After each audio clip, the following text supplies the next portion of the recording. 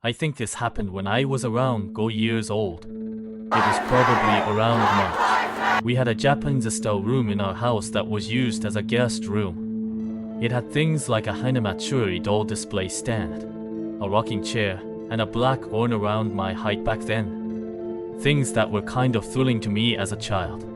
Even though my parents told me not to mess up the room, I would often sneak in and play with my little brother. That day, we were playing a game, wearing socks and sliding around the tatami flowing with momentum. It was a popular game among us siblings, after our family had gone ice skating a few days prior. When I slid with extra force, I lost my balance and fell backwards, hitting my back on the tatami, right in front of my eyes and nose where I had fallen on. The floor was a red object, wedged in a small gap between the big black urn in the corner of the room and the wall. It looked like a lump of ground meat.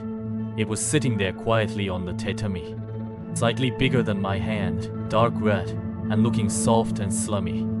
Its shape was like a bowl of around 100 tiny earthworms gathered together. It had a faint, warm, animal-like smell. Maybe because I was a child, I wasn't scared and reached out to touch it. Somehow, I still can't figure out how. Even when I think back now, it moved in a way I can only describe as squish squish slither, disappearing in an instant behind the urn out of my sight. It all happened in just 1 or 2 seconds. While my brother was saying, "You okay?" after seeing me fall, I told him there was something weird there, but he hadn't seen it. There's an epilogue to this story. A few days later, when my grandmother, Mother and I were cleaning up the Hanamatsuri doll display stand after the festival had ended, when I tried to put the three-coat lady's doll on the far left into the box, its head came off and fell. The heads of our dolls were made to come off like corks, so it wasn't that unusual.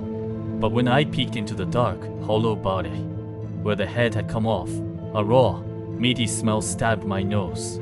The odor emanating from the hollow cavity was very similar to that red-black thing I had seen the other day. When I told my grandmother, "This has a weird smell," she just laughed and said, "Maybe some mold grew in it," and put it in the box normally. Since Grandma was stern, I was afraid she'd scold me if she knew I played in the room. She told me not to enter, so I couldn't mention seeing that thing.